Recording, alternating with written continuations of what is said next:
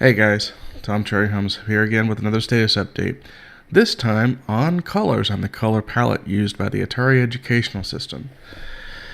Using a couple of custom tapes that I have created again using my EduEncode library, I've managed to map out the palette for the Atari Educational System.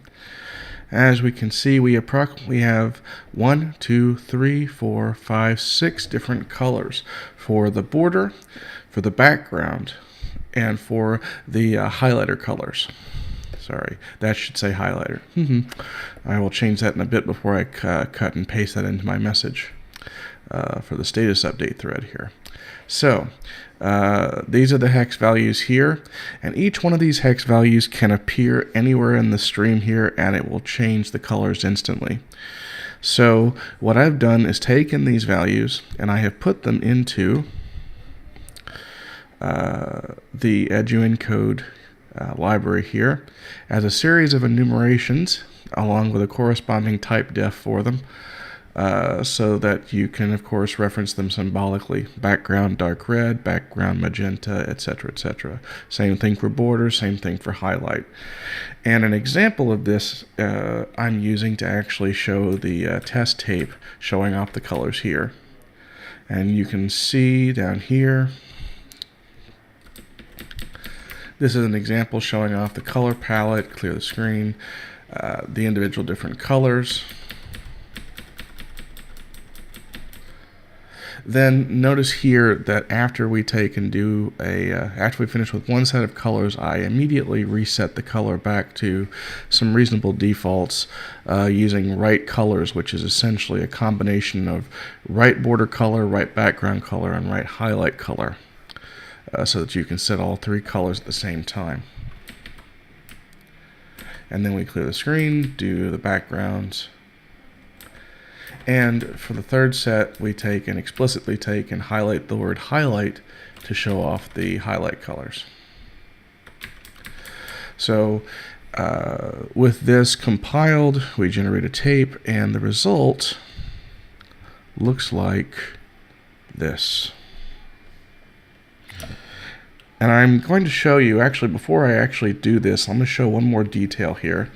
You'll see that I'm setting the colors here and then immediately displaying, see, magenta, and then displaying the text for the next color here.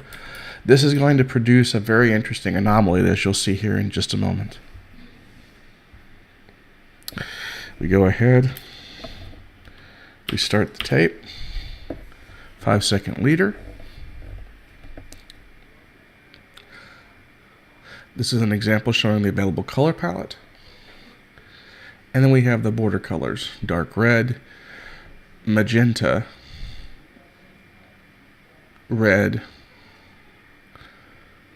brown,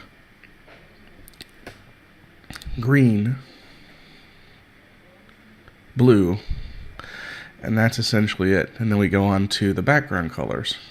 Same thing, exactly the same colors, exactly the same palette. In fact, if you change both of them together, you will see that they match exactly as what happens whenever you set the color to blue.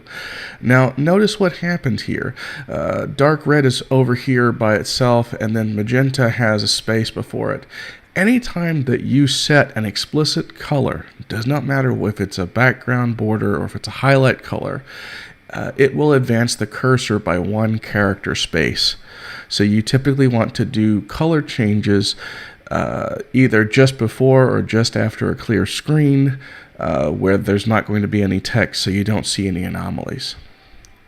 So as you can see there, this is the color palette in a nutshell. Nice and quick status update. I just wanted to show you guys. Hope you guys enjoyed it. The reverse engineering continues, and now I'm on to the last major piece, which is figuring out how to specify the correct answers, getting an answer and mapping it to the correct answers for testing purposes. Anyway, see you guys around.